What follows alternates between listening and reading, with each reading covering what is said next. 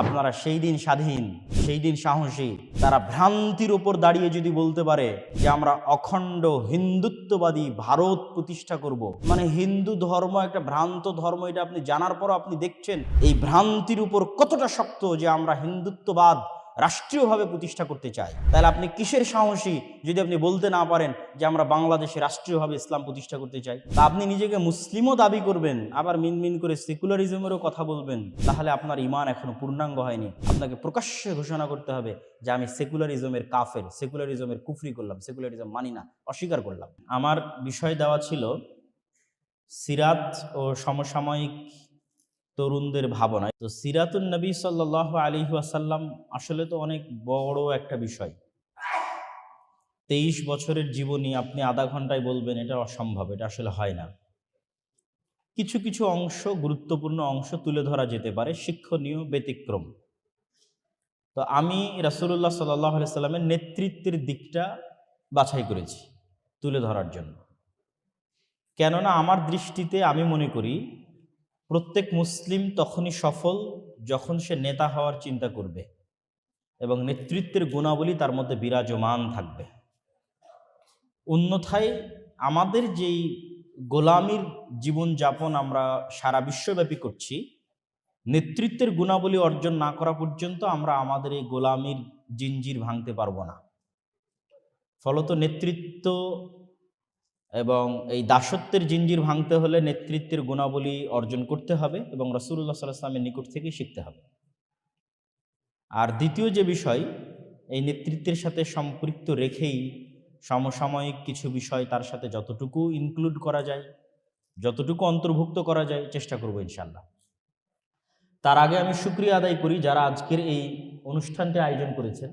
আমি এখানে আসার পর শুনলাম, আমি জানতাম না, যে জাহাঙ্গীরনগর মুসলিম বিশ্ববিদ্যালয়ের প্রতিষ্ঠার পর থেকে নিয়ে গত 50 বা 53 বছরের মধ্যে এটিই প্রথম কোনো ইসলামী অনুষ্ঠান। তো আমরা প্রথমত আল্লাহ সুবহানাহু ওয়া তাআলার শুকরিয়া আদায় করতে বলি আলহামদুলিল্লাহ। দ্বিতীয়ত আল্লাহ সুবহানাহু ওয়া তাআলার নিকটে দোয়া করি যে আল্লাহ সুবহানাহু ওয়া তাআলা এই উদ্যোগে বরকত দান করুন, আল্লাহুম্মা আমিন। কোনো জিনিস তখনই বাড়ে, তখনই স্থায়ী হয় যখন আল্লাহ সেটিকে কবুল করেন এবং সেটিতে বরকত দান করেন। তো আজকের যারা উদ্যোক্তা তারা পরবর্তী উত্তরসূরিদের উপর বিশাল বড় এক আমানতের দায়িত্ব চাপিয়ে দিয়ে গেলেন, আর পূর্বসূরিদের রেখে যাওয়া অনেক বড় একটা বোঝা তারা আজকে মাথা থেকে নামিয়ে ফেললেন। আমি অবশ্য তাদেরকে পাল্টা উত্তরে বলেছিলাম, এখন যখন কথা হচ্ছিল তখনই, যখন আমাকে বললো যে গত 53 বছরে কোনোদিন এখানে ইসলামী অনুষ্ঠান প্রকাশ্যে হয়নি, তাই আমি বলছিলাম গত 53 বছরে এই বিশ্ববিদ্যালয়ে কি কোনো মুসলিম মায়ের দুধ পান করেছে এরকম কোনো সন্তান আসেনি? তো না, আমি মনে করি অবশ্যই আমাদের এই চেতনা থাকতে হবে যে আমরা আমাদের যে স্বাধীনতা আছে, আমাদের যে রাইটস আছে, আমাদের যে অধিকার আছে একজন মুসলিম হিসেবে, সেটি নিঃসংক চিত্তে আমরা সেই অধিকার বাস্তবায়ন করতে চাই ইনশাআল্লাহ। রাসূলুল্লাহ সাল্লাল্লাহু আলাইহি সাল্লামের নেতৃত্বের গুণাবলী, সবগুলো বিষয় টাচ করা সম্ভব হবে না। আজকে আমি একটা স্পেসিফিক লম্বা ঘটনা আপনাদের সামনে তুলে ধরব, তারপরে আর কিছু গুণাবলীর কথাও তার সাথে আসবে ইনশাআল্লাহ। একটা স্পেসিফিক লম্বা ঘটনা হচ্ছে রাসূলুল্লাহ সাল্লাল্লাহু আলাইহি ওয়াসাল্লাম একদা তিনি তার সাহাবীদের নিয়ে রওনা দিয়েছেন এক সফরে। আমি সময় স্বল্পতার কারণে অত বেশি মধ্যেখানে আরবি না বলে শুধু ঘটনার সামারিটা আপনাদের সামনে তুলে ধরব। তো এক সফরে রাসূলুল্লাহ সাল্লাল্লাহু আলাইহি ওয়াসাল্লাম সাহাবীদের নিয়ে রওনা দিয়েছেন।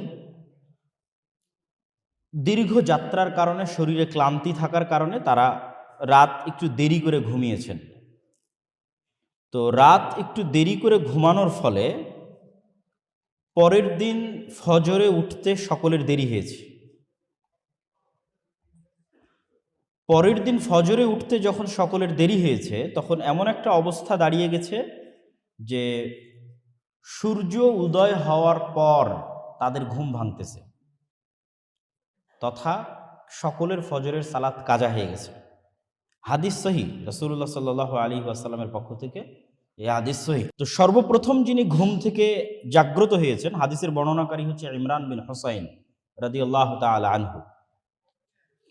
সর্বপ্রথম যিনি ঘুম থেকে জাগ্রত হয়েছেন তিনি আবু বকর রাদিয়াল্লাহু তাআলা আনহু।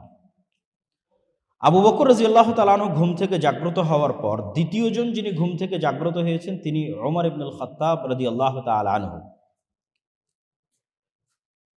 তো ওমর ইবনুল খাত্তাব এবং আবু বকর রাদিয়াল্লাহু তাআলা আনহুর মধ্যে আবু বকর রাদিয়াল্লাহু তাআলা আনহু আল্লাহর নবীকে ডাকতেও যাননি, জাগাতেও যাননি। তিনি মনে মনে ভাবছেন হয়তো আল্লাহর নবীর উপরে কোনো ওহী অবতীর্ণ হয়েছে, যার ফলশ্রুতিতে তিনি ঘুম থেকে ওঠেননি অথবা জাগা পাননি। কিন্তু ওমর রাদিয়াল্লাহু তাআলা আনহু যেহেতু স্ট্রেট ফরওয়ার্ড এবং খুব বেশি সাহসী, ফলত তিনি সরাসরি রাসূলুল্লাহ সাল্লাল্লাহু আলাইহি ওয়াসাল্লামের কানের কাছে গিয়ে তাকবীর দিতে শুরু করলেন। আল্লাহু আকবার, মা আসাবান নাস, কি হলো মানুষের যে তারা সকলেই ঘুমিয়ে আছে। তো তার তাকবীর ধ্বনিতে রাসূলুল্লাহ সাল্লাল্লাহু আলাইহি ওয়াসাল্লাম জাগ্রত হয়ে গেলেন। রাসূলুল্লাহ সাল্লাল্লাহু আলাইহি ওয়াসাল্লাম জাগ্রত হওয়ার পরপরই সাহাবীদেরকে আদেশ দিলেন যে তোমরা দ্রুত এই স্থান ত্যাগ করো,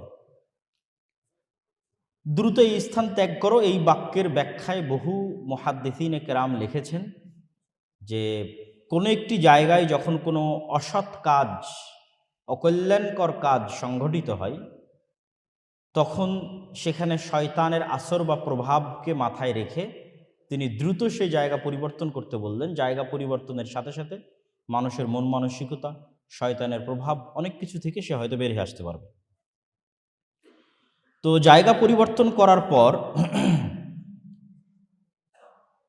সাহাবীদের মধ্যে একজন সাহাবী, যিনি যার উপর ফরজ গোসল ছিল কিন্তু তিনি ফরজ গোসল করার মতো পানি পাচ্ছিলেন না, তো তিনি সালাত আদায় করেননি, দাঁড়িয়ে আছেন। রাসূল সাল্লাল্লাহু আলাইহি ওয়াসাল্লাম সালাত আদায় শেষে তাকে জিজ্ঞেস করছেন, তুমি কেন সালাত আদায় করনি? তো বলে, ঘটনা এই আল্লাহর নবী পানি পায়নি, দাঁড়িয়ে আছে। তো আল্লাহর নবী বললেন, তুমি তায়াম্মুম করো, তথা ফরজ গোসল থাকা অবস্থাতেও মাটি দিয়ে পবিত্রতা অর্জন করা যাবে। তো তিনি তায়াম্মুম করে এবার সালাত আদায় করলেন। তারপরে তারা রওনা দিলেন। রওনা দেওয়ার পর আমরা সকলেই জানি যে মরুভূমিতে পানির সংকট। পরবর্তী সালাত আসার আগে এবং পরবর্তী খাবার চাহিদা আসার আগে পানির সংকট দেখা দিল। আশেপাশে প্রচুর পরিমাণে পানি খোঁজা হলো, কিন্তু কোনো পানির জায়গা অনুসন্ধান করে পাওয়া গেল না। ফলত রাসূলুল্লাহ সাল্লাল্লাহু আলাইহি ওয়াসাল্লাম আলী রাদিয়াল্লাহু তাআলা আনহুকে পাঠালেন তার সাথে আরেকজনকে দিয়ে, যে তোমরা দূর দূরান্ত পর্যন্ত খুঁজে আসো যেখানে গেলে পানি পাওয়া যেতে পারে। আলী রাদিয়াল্লাহু তাআলা আনহু পানি অন্বেষণের জন্য বের হলেন। কিছু দূর যাওয়ার পর রাস্তায় একজন মহিলাকে দেখছেন, ইমরাআতুন সাদাতুন, একজন মহিলা যে 2 মটকা, চামড়ার মটকা অথবা অন্য কোনো কিছুর হতে পারে, সেই 2 মটকা পানি পরিপূর্ণ করে নিয়ে আসতেছে। আলী রাদিয়াল্লাহু তাআলা আনহু সেই মহিলাকে জিজ্ঞেস করলেন যে পানি তুমি কোথায় পেলে, পানির জায়গা কোথায়? তখন সেই মহিলা উত্তরে বলছে যে আহদি বিল মা আমস হাযিহি সাআহ, গতকাল আমি এই জায়গাতে ছিলাম, এই সময়ে গতকাল আমি এই জায়গাতে ছিলাম, আমি পানি অন্বেষণের জন্য বের হয়েছি, গতকাল এই সময়ে এই জায়গায় ছিলাম, তথা দীর্ঘ 24 ঘন্টার পথ সফর করে সে পানি নিয়ে আসতেছে। তো আলী রাদিয়াল্লাহু তাআলা আনহু বুঝলেন যে আশেপাশে পানির জায়গা খুবই সংকট, অতএব 20-25 ঘন্টার আগে পানি পাওয়ার কোনো উপায় নেই। তখন তিনি সেই মহিলাকে বলতেছেন যে আপনি কি মুহাম্মদ সাল্লাল্লাহু আলাইহি ওয়াসাল্লামকে চিনেন কিনা, তার নাম ধরে। তো আচ্ছা, ওই লোক যে সাবিই হয়ে গেছে, নিজের দিন বা নিজের ধর্ম ত্যাগ করে ফেলেছে। তো মানুষজন বলা বলি করতো যে মুহাম্মদ সাল্লাল্লাহু আলাইহি ওয়াসাল্লাম তার দিন বা ধর্ম ত্যাগ করে ফেলেছেন। হ্যাঁ, সেই লোক। তো তিনি আপনাকে ডাকছেন, তিনি আপনার সাথে কথা বলতে চান, একটু কথা বলবেন। তখন সেই মহিলাকে সাথে করে নিয়ে তার পানি সহ আলী রাদিয়াল্লাহু তাআলা আনহু রাসূলুল্লাহ সাল্লাল্লাহু আলাইহি ওয়াসাল্লামের নিকটে উপস্থিত হলেন। রাসূলুল্লাহ সাল্লাল্লাহু আলাইহি ওয়াসাল্লাম তাকে বলতেছেন যে তার পানি থেকে তারা পানি গ্রহণ করতে পারবে কিনা, এই মর্মে তার কাছে তিনি অনুমতি চাচ্ছেন। তো মহিলা বলছে যে আমার 2 জন ইয়েতিম বাচ্চা আছে, আমি একজন বিধবা মহিলা, আমার ছেলে মেয়েদের আমি লালন পালন করি এবং আমি দেখাশোনা করি, তো আমি তাদের জন্য এই পানি সংগ্রহ করেছি। তখন রাসূলুল্লাহ সাল্লাল্লাহু আলাইহি ওয়াসাল্লাম তার পানি থেকে পানি সংগ্রহ না করে তাকে বললেন, ঠিক আছে, তোমার পানি থেকে আমরা পানি নিব না। সামান্য কিছু পানি সেখান থেকে আলাদা একটি মগে তিনি সংগ্রহ করলেন বা আলাদা কোনো কিছুতে সংগ্রহ করলেন, করে রাসূলুল্লাহ সাল্লাল্লাহু আলাইহি ওয়াসাল্লাম কিছু আয়াত অথবা কিছু দোয়া পড়ে সেই পানিতে ফু দিলেন। ফু দেওয়ার পর সেই পানি পুনরায় সেই মটকা বা সেই কলসের মধ্যে ঢেলে দেওয়া হলো। তারপরে তিনি সাহাবীদেরকে বললেন যে, তোমরা এবার এখান থেকে পানি নেওয়া শুরু করো।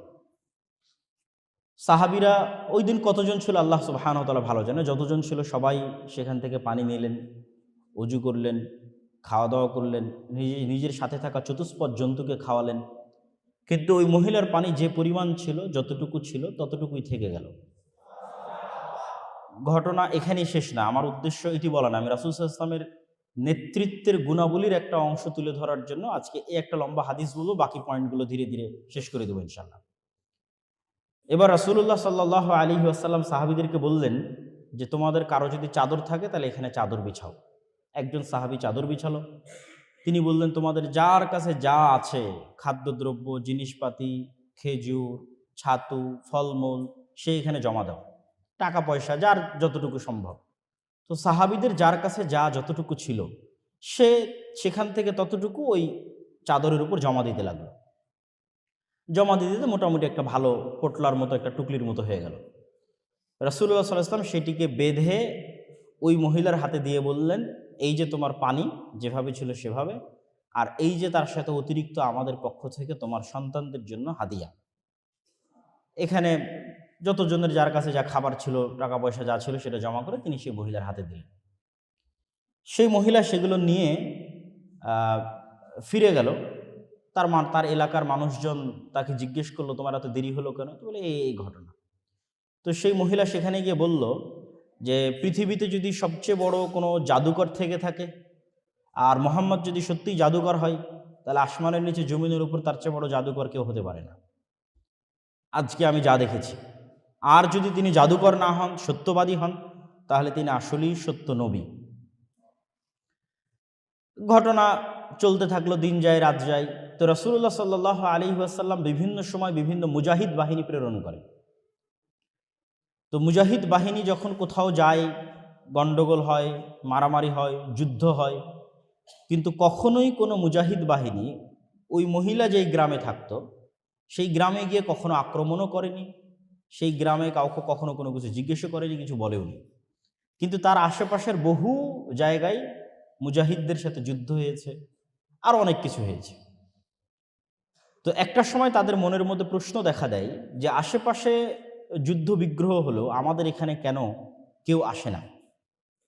অথচ তখন মুহাম্মদ সাল্লাল্লাহু আলাইহি সাল্লামের দিন দিন তার ক্ষমতা এবং তার শক্তি এবং তার সামর্থ্য বাড়ছে। তখন সেই মহিলা তাদেরকে বলল, ওই গ্রামের মানুষজনকে বলল যে, আমি ধারণা করছি যে আমি ওই দিন মুহাম্মদ সাল্লাল্লাহু আলাইহি ওয়াসাল্লামকে যে পানি পান করার যে সহযোগিতাটা করেছিলাম, ওই সহযোগিতার মুকাফাআহ, বিনিময় স্বরূপ মুহাম্মদ সাল্লাল্লাহু আলাইহি সাল্লাম আমাকে এবং আমার গ্রামবাসীর যেন কোনো ক্ষতি না হয়, কোনো ভীত সন্ত্রস্ত না হয়, এই জন্য তিনি কখনোই কোনো মুজাহিদ বাহিনী এই দিকে প্রেরণ করেননি বা পাঠাননি। তো এই ঘটনার যে কয়েকটা পয়েন্ট আমাদের কাছে শিক্ষণীয়, সেটা হচ্ছে রাসূলুল্লাহ সাল্লাল্লাহু আলাইহি ওয়াসাল্লাম এমনি এমনি নেতা ছিলেন না। তিনি প্রত্যেকটা মানুষের ছোট থেকে ছোট প্রতিদান, ছোট থেকে ছোট সহযোগিতা স্মরণ রাখতেন। ছোট থেকে ছোট প্রতিদান, সহযোগিতা স্মরণ রাখার পর তিনি সর্বোচ্চ পরিমাণে চেষ্টা করতেন সেটা পাল্টা প্রতিদান আদায় করে দেওয়া, পাল্টা প্রতিদান দিয়ে দেওয়া। তো এই ঘটনার কয়েকটা প্রশ্ন আমাদের মাথায় রাখতে হবে যে, ওই মহিলা ছিল মুশরিকা, কাফেরা। আলী রাদিয়াল্লাহু তাআলা আনহু গিয়ে সশস্ত্র অবস্থায় থাকার পরেও সেই মুশরিক মহিলার নিকট থেকে পানি ছিনিয়ে নেননি। তো কাফের, এর কাছ থেকে পানি ছিনিয়ে নি। ওই মহিলা যখন রাসূলুল্লাহ সাল্লাল্লাহু আলাইহি ওয়াসাল্লামের কাছে উপস্থিত হয়েছে, তখন সে একা, একে তো মহিলা মানুষ, দ্বিতীয়ত একা, আর বাকি ওখানে 500 জন থাকুক 1000 জন থাকুক সবাই সশস্ত্র। তখন রাসূলুল্লাহ সাল্লাল্লাহু আলাইহি ওয়াসাল্লাম তার সাহাবীদেরকে আদেশ দেননি যে মুশরিক, এর কাছ থেকে তুমি জোরপূর্বক নিয়ে নাও।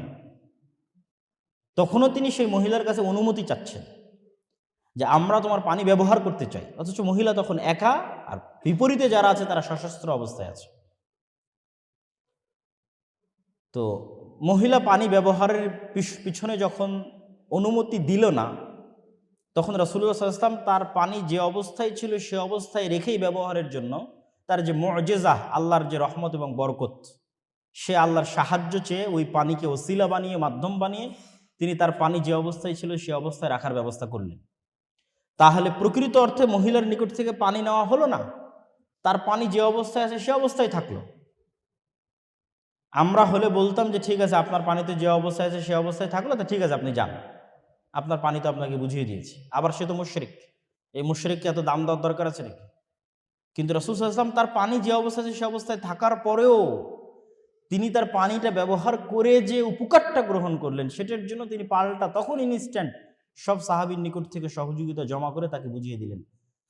তারা তো বলতে পারতো, আর ওর যে 2 ছেলে আছে সেই 2 ছেলে মুশরিক, ওরা না খেয়ে মরলে আমাদের কি সমস্যা, না খেয়ে মরুক, ওরা যদি পানিও না পায় তাতে কি সমস্যা।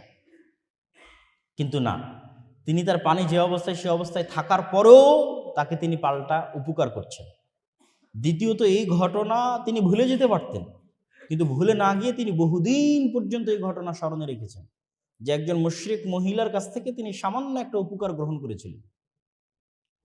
তো তখন অত্র অঞ্চলের মানুষ দেখলো যে তাদের গ্রামের একটা নিম্ন ঘরের, একটা সাধারণ ঘরের একজন মহিলাকে এত বড় একজন নবী, এত বড় একজন শাসক এত বড় মূল্যায়ন করতে পারেন, এই সামান্য একটা উপকার এতদিন স্মরণে রাখতে পারেন। তখন সমগ্র গ্রাম একত্রিত হয়ে ওই মহিলার সাথে রাসূল সাল্লাল্লাহু আলাইহি ওয়াসাল্লামের দরবারে এসে একসাথে ইসলাম গ্রহণ করল। তো রাসূলুল্লাহ সাল্লাল্লাহু আলাইহি ওয়াসাল্লামের এই নেতৃত্বের গুণাবলীগুলো আমরা মুসলমানেরা অর্জন করতে পারিনি। আমরা বাহ্যিকভাবে ইসলামের যে আচার অনুষ্ঠান আছে সেগুলো আমরা চেষ্টা করি পালন করার, সালাত, সিয়াম, হজ, যাকাত, কিন্তু অভ্যন্তরীণভাবে, মেন্টালি, মানসিকভাবে আল্লাহর নবীর অন্তর যেমন সাফ, পরিষ্কার, নিষ্কলুষ, পরোপকারী, সত্যবাদী, ন্যায়পরায়ণ, এই অভ্যন্তরীণভাবে আমাদের অন্তরে, মুসলমানদের অন্তরে সেই গুণাবলীগুলো নাই। ফলত আমরা বাহ্যিকভাবে আমাদের আচার আনুষ্ঠানিকতা পূরণ করলেও, পালন করলেও প্রকৃত অর্থে আমরা মুনাফিক। রাসূলুল্লাহ সাল্লাল্লাহু আলাইহি ওয়াসাল্লাম বলেছেন 4টা গুণ যদি কারো মধ্যে থাকে, আর এক হাদিসে বলেছেন 3টা গুণ যদি কারো মধ্যে থাকে, তাহলে সে মুনাফিকান খালেসা, খাঁটি, নিষ্কলুষ, নির্ভেজাল মুনাফিক। ইদা হাদ্দাসা কাযাবা, যখন কথা বলে মিথ্যা বলে, ওয়াইদা ওয়াদা আখলাফা, যখন ওয়াদা করে ভঙ্গ করে, ওয়াইদা তুমিনা খানা, যখন আমানত রাখা হয় তখন আমানতের খেয়ানত করে। তো আমানতের খেয়ানত মানে কি? আপনি বিশ্ববিদ্যালয়ের টিচার, সেটাও আমানত, বিশ্ববিদ্যালয়ের ছাত্র সেটাও আমানত, প্রিন্সিপাল, ভিসি সেটাও আমানত, প্রধানমন্ত্রী, প্রধান উপদেষ্টা সেটাও আমানত, ওসি, ডিসি, এসপি, মন্ত্রী, সচিব সেটাও আমানত, বাড়ির কর্তা, দায়িত্বশীল সেটাও আমানত। তো আমরা বাহ্যিকভাবে অনেক বড় ইবাদত গুজার দেখাই আমাদের মুনাফিকি ঢাকতে। আমাদের মধ্যে যে মুনাফিকিটা আছে, তথা অন্তরটা মুহাম্মদ সাল্লাল্লাহু আলাইহি ওয়াসাল্লামের মতো, তার সাহাবীদের মতো পরিষ্কার, উদার, নিষ্কলুষ, সত্যবাদী, ন্যায়পরায়ণ নয়। অন্তরটা কলুষিত, মুনাফিক অন্তর। কিন্তু এই মুনাফিক অন্তরের মুনাফিকি ঢাকার জন্য আমরা বাহ্যিকভাবে আমাদের ইবাদতটা দেখাই। আপনি যদি প্র্যাকটিক্যাল উদাহরণ নেন, তাহলে যে মানুষটা বলছে যে আমি প্রশ্ন ফাঁসের টাকা আল্লাহর রাস্তায় দান করি, তাহলে তার অন্তরটা মুনাফিক। কেননা সে যে দায়িত্বে আছে সেই দায়িত্বের আমানতের সাথে সে কি করেছে? খেয়ানত করেছে। আর আল্লাহর নবী বলছে যে আমানতের খেয়ানত করে সে কি? মুনাফিক। তাহলে তার অন্তর মুনাফিক। কিন্তু অন্তরের এই মুনাফিকি ঢাকার জন্য সে বাহ্যিকভাবে দান করে, সালাত আদায় করে, হজ করে, উমরা করে, লম্বা দাড়ি রাখে, মাথায় টুপি রাখে। এরকম কত সিডিসি, এসপি, মন্ত্রী, মিনিস্টার, সচিব নিবেন যারা নিজ নিজ দায়িত্বের সাথে শতভাগ আমানতের খেয়ানতকারী, কিন্তু তারা নাকি আবার তাহাজ্জুদের সালাত আদায় করে। তার মানে তার অন্তরটা কি? মুনাফিক। এই পরিমাণ, এই ধরনের মুসলমানের সংখ্যা সবচেয়ে বেশি এখন। তো আমাদের দরকার নেতা মুসলিম। তো নেতা মুসলিম, মুসলিম নেতা যদি আমরা পেতে চাই, তাহলে তার অন্তর মুনাফিকি থেকে মুক্ত হতে হবে। সে যখন সালাত আদায় করবে, সিয়াম পালন করবে, হজ করবে, জাকাত দিবে, দান করবে, তখন তার ভেতরটা সত্যবাদী, আমানতদার, ন্যায়পরায়ণতার মতো, পরোপকারীর মতো গুণে গুণান্বিত হতে হবে। রাসূলুল্লাহ সাল্লাল্লাহু আলাইহি ওয়াসাল্লামের এই গুণাবলীগুলো, এই নেতৃত্বের এই গুণাবলীগুলো বলে শেষ করা সম্ভব নয়। তার সত্যবাদিতা, তার ন্যায়পরায়ণতা, তার আমানতদারিতা, তার পরোপকারিতা বলে শেষ করা সম্ভব নয়। এগুলো প্রত্যেকটা দিয়ে তিনি লিডারশিপ, অ্যাজ এ লিডার তিনি তার সমাজে জাহেলি যুগেও প্রতিষ্ঠিত, ইসলাম আসার পরও প্রতিষ্ঠিত। এমনকি রাসূলুল্লাহ সাল্লাল্লাহু আলাইহি ওয়াসাল্লামের এই নেতৃত্বের গুণাবলীর দুটো গুণ বলে আমি আমার বক্তব্যের শেষের দিকে চলে যাব। রাসূলুল্লাহ সাল্লাল্লাহু আলাইহি ওয়াসাল্লাম পরোপকারী। হেরা গুহায় যেই দিন তার নিকটে ইসলাম আসলো, পবিত্র কোরআনের আয়াত অবতীর্ণ হলো, সেই দিন তিনি সেখান থেকে বের হয়ে খাদিজা রাদিয়াল্লাহু তাআলা আনহার কাছে গিয়ে বলছেন, আমি মারা যাব, আমাকে চাদর দিয়ে ঢেকে দাও, জ্বর চলে আসতেছে। খাদিজা রাদিয়াল্লাহু তাআলা আনহা বলছেন, কখনো নয়, আপনি মারা যাবেন না। কেন? আমি সংক্ষেপে শেষ করছি। মারা যাবেন না কেন? আপনি আত্মীয়তার সম্পর্ক রক্ষা করেন, মেহমান আসলে মেহমানের মেহমানদারি করেন, বিপদগ্রস্ত মানুষকে সহযোগিতা করেন, যার বোঝা ভারী হয়ে গেছে, ঋণের বোঝা, তাহমিলুল কাল, তার বোঝা আপনি বহন করেন। তো এই যে 5টা গুণ বললো, আর একটাও খাদিজা রাদিয়াল্লাহু তাআলা আনহা বললেন না যে আপনি হীরা গুহায় এতদিন আল্লাহর ইবাদত করেছেন, আল্লাহ আপনার ক্ষতি করবে না, এটা বললেন না। তার অন্তরটা পরিষ্কার এবং উদার, স্বচ্ছ। তার প্রমাণ এই 5টা গুণ। তিনি মেহমান আসলে মেহমানের মেহমানদারি করেন, তিনি প্রত্যেক আত্মীয়র সাথে সুসম্পর্ক রক্ষা করেন, তিনি বিপদগ্রস্ত মানুষকে সহযোগিতা করেন, যার ঋণের বোঝা ভারী হয়ে গেছে, রাস্তাঘাটে চলতে ফিরতে বোঝা ভারী হয়ে গেছে, সে বোঝা তিনি বহন করেন। তো শুধু এতটুকুই বলা না, আল্লাহর নবীর সিরা যেটি ছিল তার সবচেয়ে বড় প্রমাণ হচ্ছে আবু বকর রাদিয়াল্লাহু তাআলা আনহু। কেন? আল্লাহর নবীর সবচেয়ে ক্লোজ ফ্রেন্ড, বেস্ট ফ্রেন্ড হচ্ছে আবু বকর রাদিয়াল্লাহু তাআলা আনহু। তো যখন মক্কায় আল্লাহর নবী মাজলুম, তখন তিনি সাহাবীদের অনুমতি দিয়েছেন, তোমরা আজকের ইথিওপিয়া, হাবশা, সেখানে হিজরত করবে। তো ওখানে হিজরত করার উদ্দেশ্যে আবু বকর রাদিয়াল্লাহু তাআলা মক্কা থেকে বের হয়ে গেছে। রাস্তার মধ্যে একজন কাফের মুশরিক আবু বকর রাদিয়াল্লাহু তাআলা রাস্তা থামিয়ে দিয়েছে। কোথায় যাচ্ছেন আপনি? তো বলে, মক্কার লোক আমাকে থাকতে দিচ্ছে না, স্বাধীন মতো শান্তি মতো দিন পালন করতে পারছি না মক্কার লোকের অত্যাচারে, তাই হিজরত করতেছি হাবশার উদ্দেশ্যে, ইথিওপিয়ার উদ্দেশ্যে। তখন ওই কাফের উত্তরে বলছে, আপনার মতো লোক লা ইখরাজ ওয়ালা ইয়াখরুজ, আপনার মতো ব্যক্তি মক্কা থেকে বেরো হতে পারে না, মক্কার মানুষ আপনাকে বেরো করে দিতে পারে না। কেন? ইন্নাকা লা তাসিলুর রাহিম, আপনি আত্মীয়তার সম্পর্ক রক্ষা করেন, ওয়া তুঈনু আলা নাওয়াইবিল হক, বিপদগ্রস্তকে সহযোগিতা করেন, ওয়া তাহমিলুল কাল, যার বোঝা ভারী হয়ে গেছে তার বোঝা বহন করেন।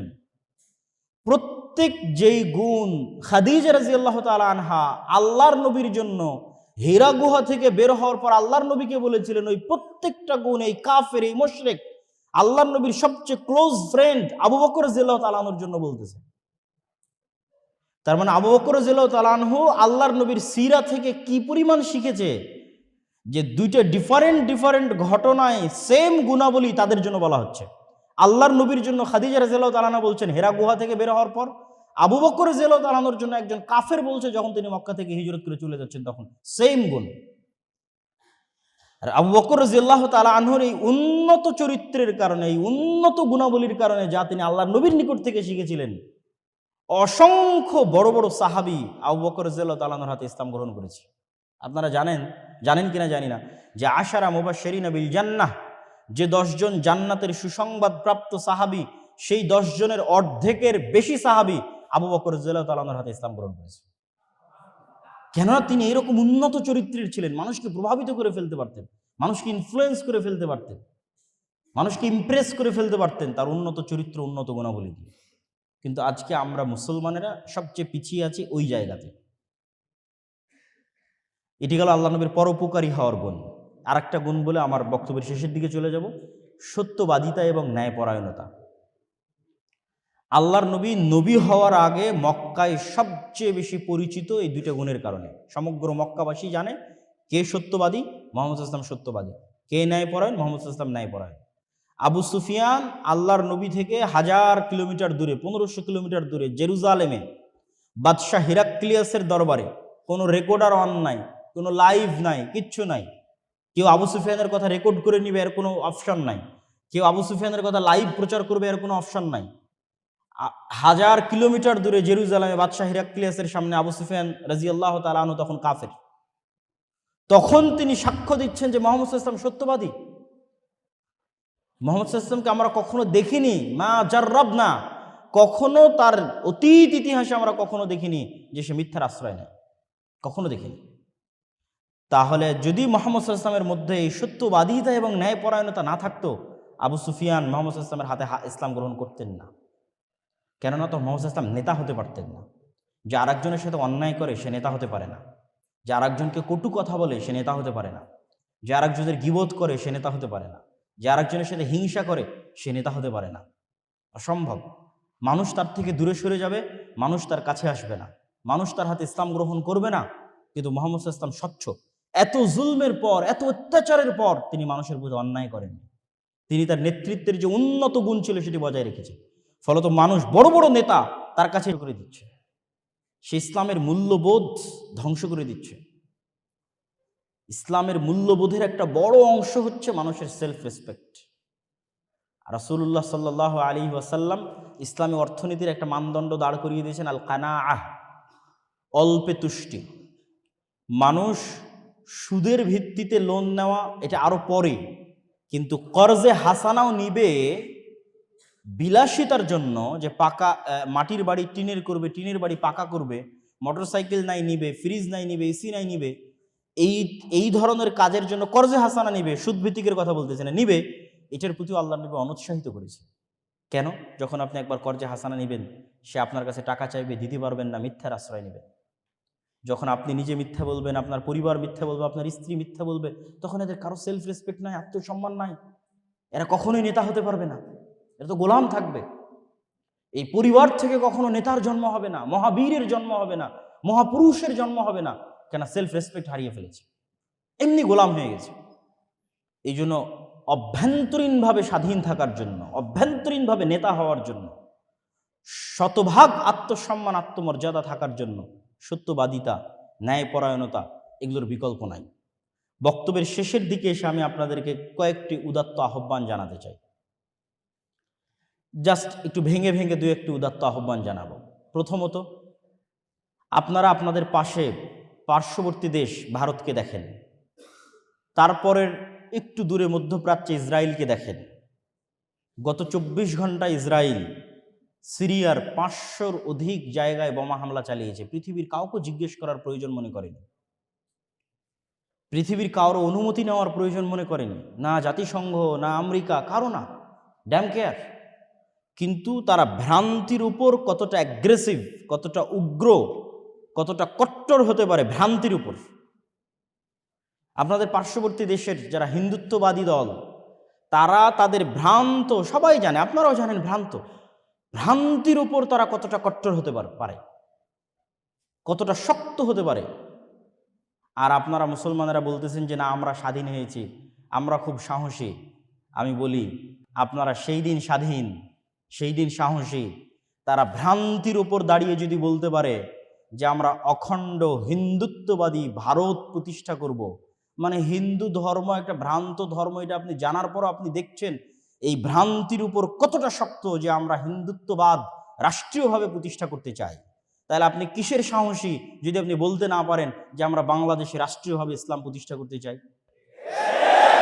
আপনি সাহসী না, আপনি ভীরু কাপুরুষ। আর এই ভীরুতা, এই কাপুরুষতা আপনাকে শিখিয়েছে সেকুলারিজম। সে কেন সেকুলার হয় না? ইসরায়েল কেন সেকুলার হয় না? অসংখ্য ইউরোপের খ্রিস্টান কান্ট্রি, তারা কেন উগ্র খ্রিস্টান পন্থার দিকে এগিয়ে যাচ্ছে?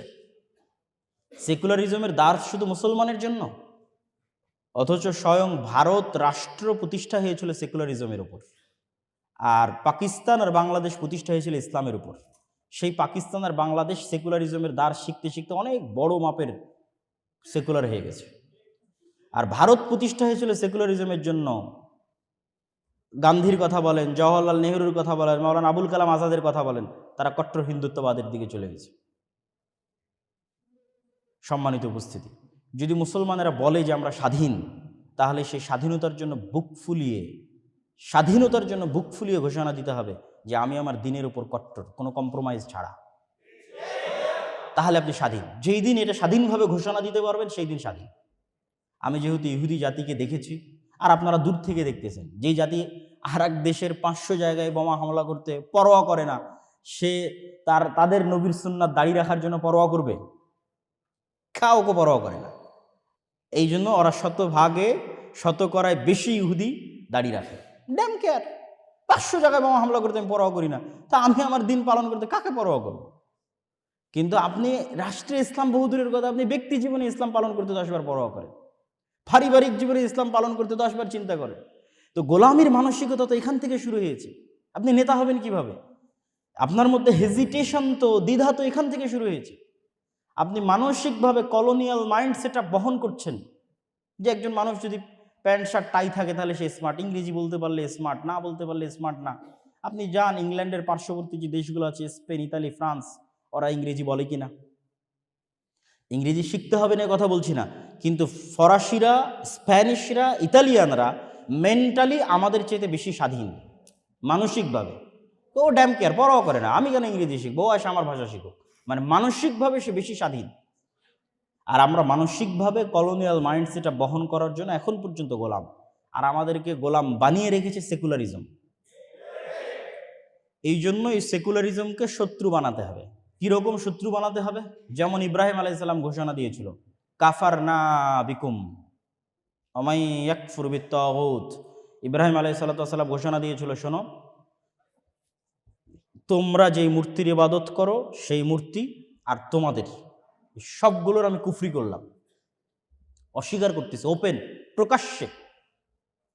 তোমাদের মূর্তির প্রকাশ্যে অস্বীকার করতেছি, কুফরি করতেছি, তোমাদের প্রকাশ্যে অস্বীকার করতেছি, কুফরি করতেছি। তিনি নিজেকে তাদের থেকে সম্পূর্ণরূপে মুক্ত ঘোষণা করেছেন।